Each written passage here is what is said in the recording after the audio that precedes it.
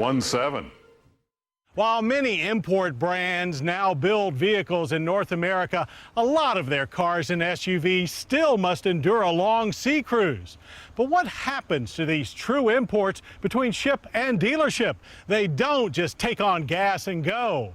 To find out, our FYI reporter Yolanda Vasquez trekked to the port of Baltimore, one of America's busiest entry points for imported cars, to check out the port in import.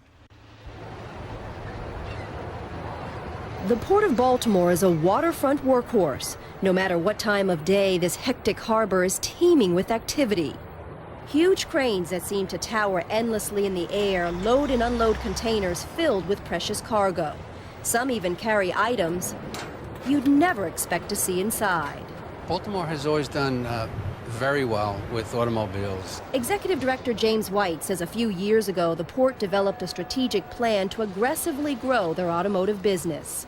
We figured if we could produce choices for the car manufacturers, both import and export, where they could shop their ocean freight rates, we'd be creating a very competitive field for them. White's theory has proven successful. Baltimore is one of the top 5 auto ports in the nation and number 2 in the country for auto exports. Chrysler's doing very well this year. In the past, they were doing in the neighborhood of 60 to 80,000 cars. This year, we're expecting to do 200,000 cars in export, which is a real boom for us. The port has close to 500 acres and various terminals dedicated to automobiles. This aerial view shows a sea of cars parked at their Dundalk Marine Terminal.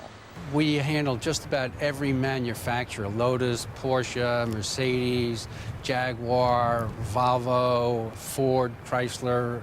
The list is as long as your arm. The Port of Baltimore handles over 500,000 vehicles, and most of them come in on huge vessels like the one behind me. Now, it may take a ship several weeks to get here, but once it arrives, the unloading process happens rather quickly. One by one, each car rolls down the ramp in a rhythmic routine. More than 20 longshoremen drive the Porsche vehicles to a designated spot in a nearby parking lot. It takes less than 3 hours to unload 300 vehicles. These workers won't spend nearly as much time unloading this container filled with 5 Lotus vehicles. Each car is held in place with tie-down straps that wrap around the tires and connect to the deck of the container.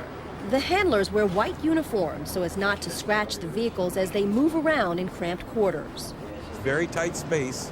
You just have to use extreme caution to prevent damage to the vehicles. A quick battery hookup and these sporty British imports are ready to be inspected. Workers check the undercarriage for damage, tires for any scuffs or scratches, paint for any nicks and dings. We're looking for any imperfection in the vehicle, any damages that may have been caused in transit, or anything that's wrong with the vehicle that could have been caused somewhere else. After a full inspection, the vehicles are driven over to Pasha Automotive Services, a brand new facility designed to process high-end vehicles. Everything from a mirror installation to an air conditioning installation to turbocharger installations, etc., etc. Vice President Earl Hansen says the auto processor is also equipped to handle paint and body work, repairing minor scratches, dings, or dents.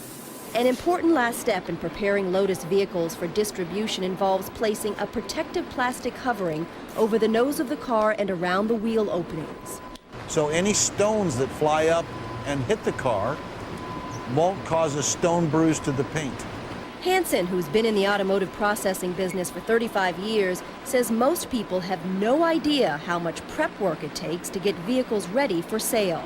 There's a lot of things that happen that's behind the scenes before they buy that pretty little red car on the showroom floor.